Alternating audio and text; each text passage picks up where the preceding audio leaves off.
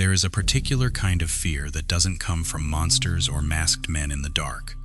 It comes from realizing that someone has been watching you, that they know your schedule, that they know which door you walk through and what time you walk through it. The scariest part isn't the moment you find out. It's everything that happened before you found out, while you had no idea at all.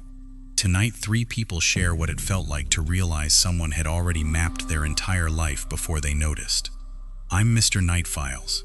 Let's get into it. Story 1. He found my Instagram before I even knew his name. I'm 21, home for the summer from college. For the past 4 days, I haven't been able to sleep properly. It started 2 weeks ago, over something that felt completely ordinary at the time. There's a small family-owned bagel shop near my house. I go often enough that I have a regular order. One weekday morning I walked in and a guy working the counter, maybe 24 or 25, greeted me and took my order while watching me a little more closely than felt typical. When I went to pay, all the change in my wallet spilled across the floor. Mortifying but harmless. He came around the counter immediately to help me pick it up. While he was crouched down, I noticed his finger looked injured. I felt terrible and asked what happened. He said he'd dislocated it playing rugby. We talked for a minute about the sport, nothing more than small talk. I paid, thanked him, left. That afternoon I checked my Instagram and saw a new follower notification. It was him. I had no idea how he'd found me. My account uses my actual first and last name, so it's not impossible to find, but he would have needed to know my full name to do it. I hadn't told him my name. I'd asked about his finger. That was the entire conversation. I unfollowed and removed him, assuming that was the end of it. 30 minutes later, he followed again. Then he messaged me, saying he hoped it wasn't weird that he found my account, that he couldn't stop thinking about me. I do public-facing work in music and theater, so strange follows and messages from strangers online don't typically bother me. This felt different. This person had seen me in person. He worked 10 minutes from my house. I blocked him. The next day at work, on my lunch break, I checked my phone. He'd made a second account and was spam-liking every post I had. Over 50 notifications in under an hour. The messages complimented my appearance, asked why I'd blocked him, insisted he just wanted to get to know me. I went to rehearsal that evening. During a 5-minute break, I checked my phone again. Over 100 notifications. He'd found my Snapchat and TikTok too, liking videos going back to 2022. The messages were escalating, demands for responses, comments about seeing me on a dating app and asking why we hadn't matched, complaints about having to make new accounts every time I blocked one, anger building in every message. I left rehearsal that night gripping my keys, completely on edge. A few steps from the stage door, I saw movement near my car. A figure near the driver's side window in the dark parking lot. I'm nearsighted and couldn't make out details, but something about the shape and stillness of it made my stomach drop. I ran back inside, locked the stage door, and found Finn, the head stage manager. My hands were shaking too badly to explain clearly at first. He calmed me down, told me he'd check the lot before walking me to my car. While I waited, my phone buzzed. A new message. It said I looked good in blue. I'd worn blue that day. I broke down completely. Finn stayed with me, eventually walking me out to the lot himself. As I reached my car, I saw 2 distinct handprints pressed into the driver's side window. He had been standing right there. I traced it back to an Instagram story I'd posted about the cast announcement, which had tagged the theater's location. That's how he'd found where I'd be every night that week. I changed everything I could, stopped posting in real time, took different routes, stopped going to the bagel shop, warned the theater staff. This only escalated him further. The messages turned angrier, asking why I'd stopped coming around, demanding to know where I was, eventually threatening that he could easily find me regardless. Opening weekend arrived. I avoided the lobby after the first 2 shows since none of my friends could attend those nights. After the Saturday matinee, a castmate found me backstage and said someone had come looking for me and left something, a bouquet of flowers and a note. The note said he was disappointed I hadn't come out to see him, that he'd noticed I'd stopped going to the bagel shop, stopped parking in my usual spot, that he would be patient, that the flowers would look lovely in my bedroom, and that I didn't need a stage manager walking me to my car anymore because I had him. I brought the flowers and note straight to theater management. It turned out a recently hired box office employee had let him backstage earlier, after he told her he was my boyfriend and asked where I'd be coming out after the show. He had also purchased tickets to every remaining performance of the run. The director called an emergency staff meeting. He was banned from the building, his tickets voided. I haven't heard from him since, but I'm currently in the process of filing a restraining order. I think about how it started, a spilled handful of change and a question about an injured finger. That's all it took for him to build an entire map of my life within 2 weeks. Story 2. The man outside the pharmacy. This happened back in 2018. I lived on a street in Northern Ireland with a row of shops directly across from my house, a pharmacy sitting at the very end of the row, the first thing visible turning onto the street. I was driving home around 2 a.m. from a friend's place, completely on autopilot, when I noticed a figure standing outside the pharmacy, dressed entirely in black, motionless. I assumed someone drunk or out for a late walk and didn't think much of it. As I got closer to turn onto my street, the figure still hadn't moved. Something about the stillness felt wrong. The area had a history of attempted break-ins, and it crossed my mind that I might be witnessing something about to happen. I slowed down for a better look. The moment my headlights lit him up fully, he raised both hands to cover his face. He was wearing black leather gloves. He turned his head slowly, tracking my car as it passed, hands never leaving his face. Out of pure instinct, I pulled into my driveway, directly across from the shops. Immediately, I realized the mistake. Now he knew exactly where I lived.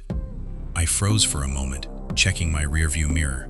The relief of seeing the street behind me empty lasted barely half a second before a worse thought hit me. If he wasn't standing there anymore, where had he gone in the 20 seconds since I'd passed him? I ran to my front door, locked it behind me, and texted friends about the encounter. They reassured me that I'd probably scared him off simply by driving past, and at the time it seemed reasonable enough. I considered calling the police but reasoned I hadn't actually witnessed any crime being committed, so I let it go. My bedroom faces the front of the house with a direct view of the pharmacy. Before bed, I checked through the blinds one last time. Empty street. I left my window cracked open, like always, and fell asleep quickly. I woke up suddenly sometime later, unsure why. I'm a deep sleeper, so waking on my own was unusual. I lay still, listening, humming. Faint at first, then clearer. Slow, casual humming, the kind someone does to pass time, coming from outside my bedroom window. It was 3:30 in the morning. My body went rigid. I tried to convince myself it was just someone passing by on the street, but some part of me already knew that wasn't true. Then I remembered my window was still cracked open. I can't fully describe what it feels like to lie in bed knowing someone might be standing just a few feet away in the dark, on the other side of an unlocked window, with nothing stopping them from forcing it open. I decided my best move was to quietly close and lock the window, then call the police once it was secured. I got up as carefully as possible, hands shaking so badly I could barely move the blinds. The humming stopped the moment I reached for them. My heart was pounding loud enough that I worried he might somehow hear it. I pulled the blind back slowly. He was standing directly outside my window, the same man from the pharmacy. He had never left. He must have hidden nearby the moment I pulled into my driveway, watched which house I entered, watched my bedroom light turn on, watched me close the blinds. He knew exactly which window was mine. His gloved hands still covered most of his face, but his fingers were spread slightly, revealing one eye staring directly at me through the gap. He didn't move, didn't speak, just stood there, watching through that small opening between his fingers. Then, slowly, one side of his mouth curved into a smile beneath the glove. I screamed and threw myself back from the window, calling emergency services through tears so heavy the operator could barely understand me. Police arrived and searched the surrounding area thoroughly. No sign of him anywhere. The only thing they found was a smashed pane of glass on the pharmacy door. The security shutter still down, meaning he'd been unable to get inside and had given up on the break-in.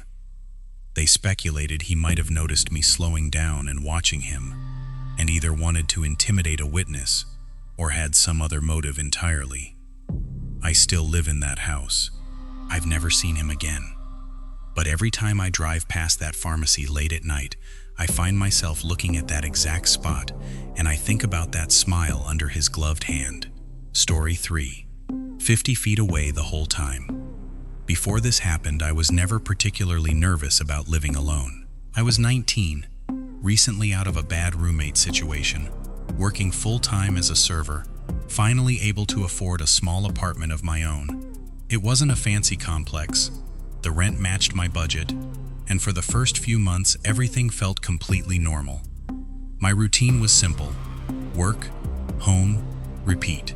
The only times I left outside of my shifts were quick trips to the leasing office to check mail or to the dumpsters, both less than half a mile away within the complex itself. The first sign something was wrong came when I walked into my second-floor apartment one evening and immediately felt that the space had been disturbed, even though nothing seemed to be watching me. Just a sense that someone had been there. Large, man-sized muddy footprints tracked across my living room carpet and into the kitchen. I checked the kitchen first, foolishly, finding it empty but with more footprints. I searched the rest of the apartment and found nothing missing. I called the leasing office to ask if maintenance had been scheduled that day. They confirmed no one had been sent. I told a friend who lived in the same complex a few streets over. He assumed I'd simply walked through with muddy shoes myself and forgotten. I knew that wasn't true. But with nothing concrete to point to, I started locking everything more carefully and tried to move past it. Things escalated in small, strange ways. A new jug of water I'd put in the fridge turned up open on the counter, half empty. My thermostat cranked to its highest setting, something I'd never have done given I paid the heating bill myself. Every time I mentioned these things to my friend, he chalked it up to forgetfulness. After a while, I genuinely started questioning my own memory. Nothing valuable was ever taken, which made it almost more confusing. I had cash sitting out, electronics in plain view, and none of it ever disappeared. Then one night, coming home from a late shift around 11, I found my apartment door cracked open. Not wide, but clearly not shut and locked the way I'd left it. I had a young cat at the time who never went outside, and despite knowing better, I went in alone to make sure he was safe. At that point, I knew with complete certainty that everything I'd been experiencing was real. I started a simple test, taping the bottom of my door with clear tape every time I left, checking when I returned whether it had been disturbed. Every single time, the tape had moved or was gone entirely. This included the shortest trips imaginable, runs to the leasing office or the dumpster lasting only a minute or two.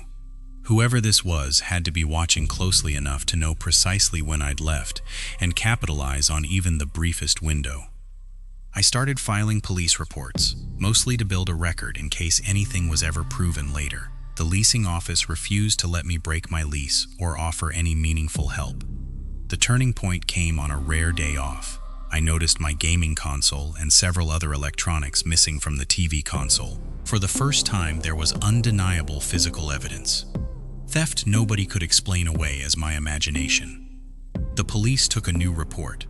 My friend, finally convinced, became apologetic and started keeping a closer eye on my place, occasionally lending me his dog as informal security while I worked.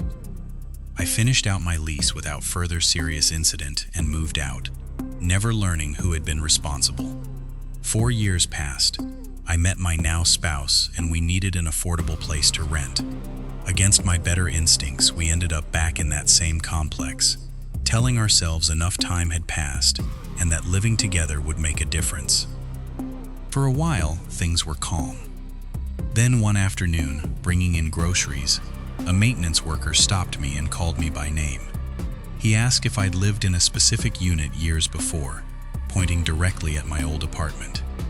I was unsettled enough to deny it instinctively and ask how he knew that information. He said the leasing office had mentioned it. Sensing my suspicion, he offered something I'd waited years to hear. A former maintenance worker at the complex had recently been arrested for breaking into multiple women's apartments. He believed I had been one of his targets. The relief and horror hit simultaneously. Not only did the man have his own key, granting him access whenever he wanted, but he had lived directly across from my old unit. Our front doors faced each other, separated by no more than 50 feet. Every time I'd stepped out, even for 60 seconds, he could see me leave and let himself in before I returned. I'm grateful nothing worse happened to me during that time, but I still think about it, about how close someone can be without you ever knowing it, and how long it can take before anyone believes you.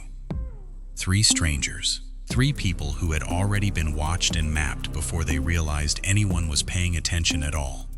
A bagel shop conversation that turned into a stalking case within days.